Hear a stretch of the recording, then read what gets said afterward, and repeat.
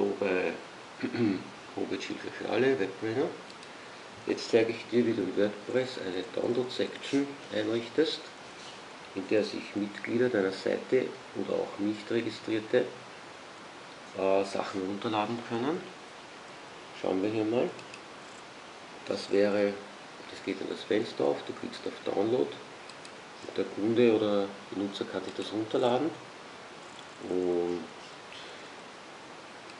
gehen wir jetzt einen Klick auf und hier haben wir zum Beispiel etwas, was mit einem Passwort geschützt ist, dass du also unabhängig, ob jemand jetzt Mitglied auf deiner Seite ist, verteilen kannst. Wenn der User das Passwort hat, das kannst du ihm zum Beispiel per E-Mail schicken, nach einem Zahlungseingang oder wenn es ein Freund von dir ist, etc. So, das heißt Download-Bereich mit Passwort gesichert oder Download-Bereich öffentlich oder auch Download-Bereich eingestellt nur für Mitglieder der Seite. All das haben wir hier mit diesem Paket umgesetzt, findest du auf unserer Homepage WordPress-Ausbau, Downloads mit WordPress.